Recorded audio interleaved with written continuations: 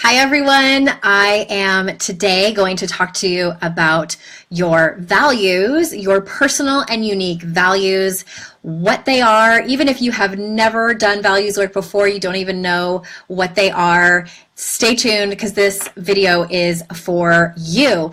And if you're watching live or if you're watching the replay, I have a very important question for you to answer in the comments. And I would like to know, what is your favorite type of cheese?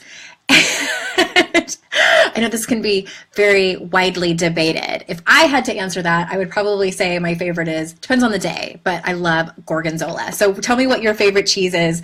I would love to know. And again, whether you're watching live or on the replay, let us know. So for those of you who are new to me and you're like, who is this lady asking me about cheese? My name is Andrea Owen. I am the founder of Your Kick-Ass Life, where I help smart, high-achieving women who struggle in the areas of negative self-talk and perfectionism.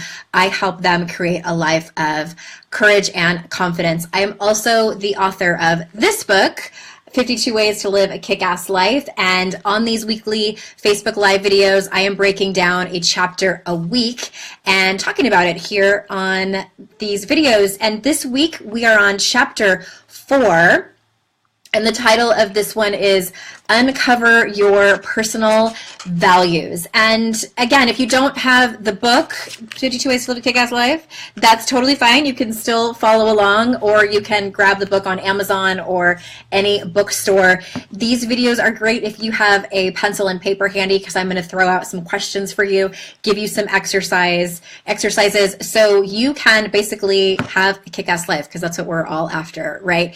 So uncovering your personal values. I'm going to read to you a couple of excerpts, and this one is about values in general. And your values are the things that are important to you. Most people have never taken the time to list out their personal values. They may be, if they think of values, maybe they think of something that are important to your parents' values or your religion or your culture, but there are probably more values that you haven't fully recognized that are really, really, truly important to you. So there's no shame or embarrassment if you have never done this work before. I do this exercise in most of my classes and with my one-on-one clients, and it's very common that people have never taken the time to do that. So on page 26, if you want to read along, to complete a full list of your values, start by answering these questions. So this is the part where you might want to get out a piece of paper or type into the notes app on your phone. I want to know, and again, this is to help you uncover your values, what is important about the way you live your life? Okay, that's a big, juicy question. For example, is it important that you connect with others on a deep level consistently? Or do you have a need to be responsible to our planet?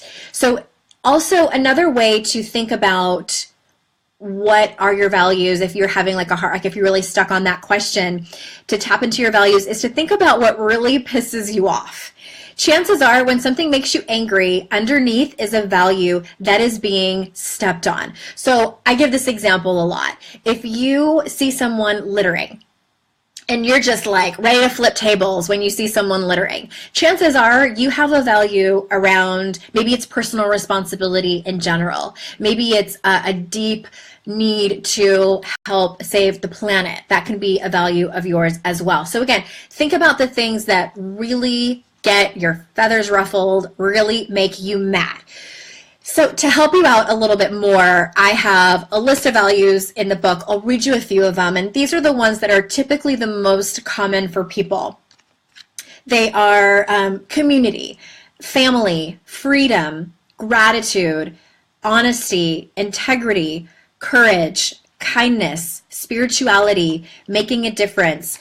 Again, those are the most common, and did any of those jump out at you? What I don't like people to do who do values work, and I always hesitate to give a list of values, because what can tend to happen is people say things like, well, that one sounds good. Like it's like a menu. Like that one sounds good and that one sounds good. Or worse, they think like, yeah, I should probably have that as a value. I should probably list honesty up there or giving back, when really you're at a time in your life where being of service and giving back just is not a priority. So this isn't about picking values that are going to make you look good. This is about choosing the values that are truly, truly important to you. So if any of those jumped out at you, I would love to have you let us know in the comments, or maybe it's one that I didn't mention and you've done values work before where you know that, maybe authenticity or something like that. You're like, yes, that one I have done work on it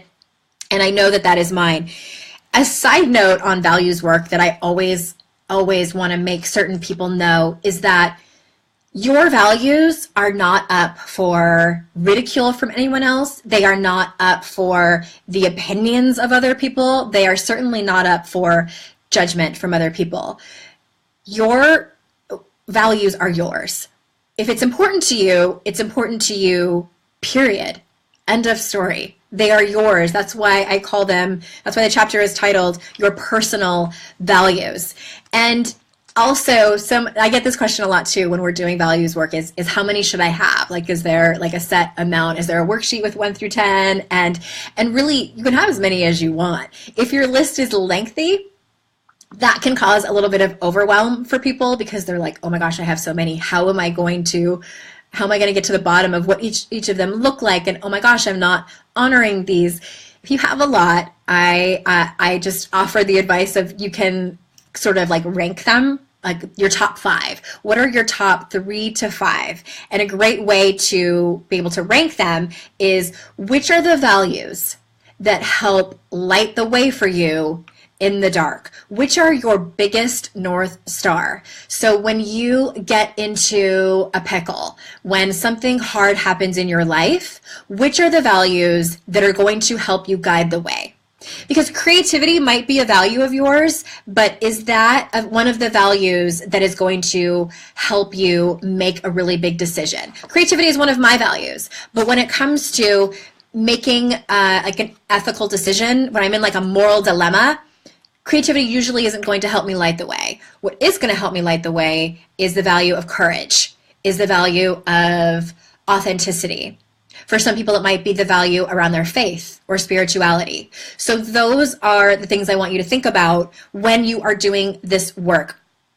If you want to take this a step further, you can rate them in how you are honoring them or not, like on a scale of 1 to 10. 10 being the highest, that you are like, you have got it figured out. Like you show up to situations with authenticity and courage. You feel like you have created a life of freedom for yourself, if that's your value, or you have got like your spiritual relationship on lockdown. So you would rate those like a 10, but you will always have values that you're probably not honoring. It doesn't mean anything's wrong with you. It just means that you are a human, and that's what happens. Typically, we are not honoring all of our values, like a 9 or a 10 at all times. So that's another, brings me to another part of the chapter where I talk about what we call aspired values. So you may have a value around several of the ones that I mentioned that you just either don't know how to honor it, you don't know what it looks like, or you just don't have the tools yet. And I find that is really common with the values like courage, sometimes around the value of maybe like physical health. You just haven't made it a priority.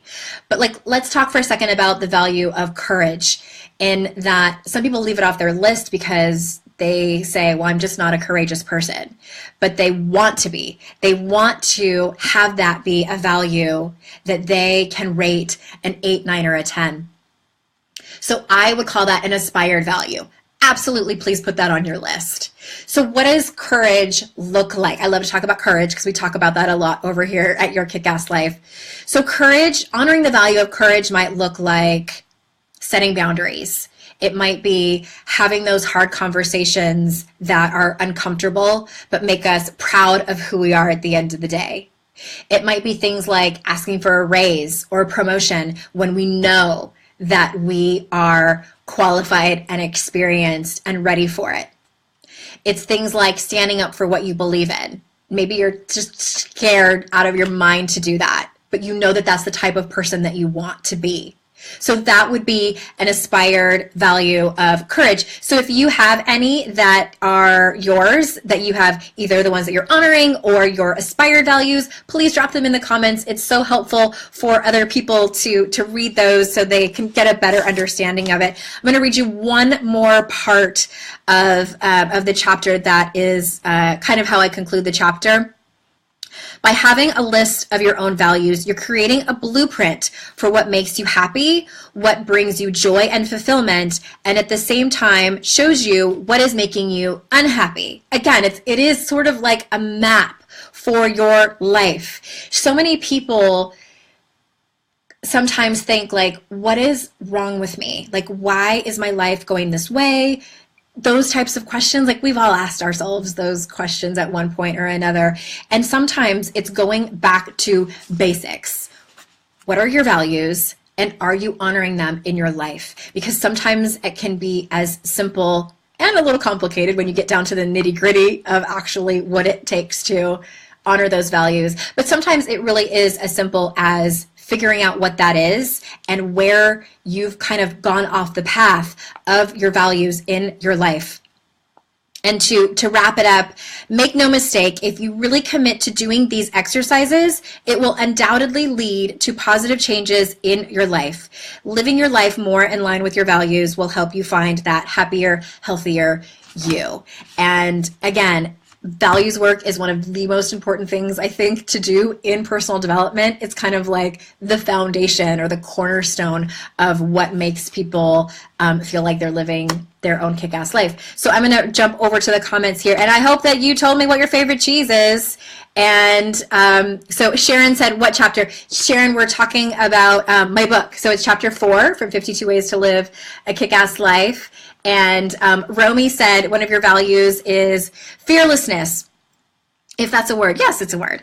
And you know what? I would call that, Romy, actually, I would call that courage. Because if you listen to my podcast, you know, I kind of take issue with the word fearless. And the reason that I take issue with it is because I feel that sometimes it can create like a false sense of persona almost of what that actually looks like. I think sometimes we can make up that to be fearless means that we are completely absent from fear, that we, we don't give a crap what other people think. And then really that's just not how life works. We all have fear. I tell people, like, listen to your fear. Fear is important. Fear gives you information. And I like the idea of fearlessness, but I work with a lot of people who struggle with perfectionism. And so what tends to happen is they go all or nothing, and they want to be fearless. And then they get knocked down because they're human, and that's where some problems are created. So what I love is a quote from Brene Brown where she says, you can have both in the same moment. You can have courage and be afraid at the same time. That's something I tell my kids all the time. Just because I am courageous, just because I have confidence, just because I go after what I want, doing these videos is scary for me, y'all, because there is no editing. And I am both brave and afraid at the same time. And to me, that is the definition of courage. So Romy, maybe your value is around courage.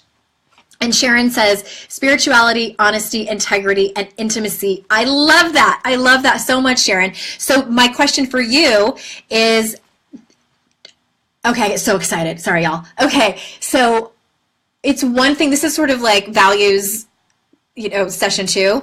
It's one thing to profess them and to name them. And you're like, hell yes, those are my values: spirituality, honesty, integrity, and intimacy. So Sharon, and any of you who are listing your values or thinking about it, what does that actually look like on a day-to-day basis? So for spirituality, That one might be a little bit easier because it's like what are your go-tos? Is it going to church? Is it meditating? Is it praying? Is it spending time in nature? Is it listening to your intuition? Spirituality can look different to many different people.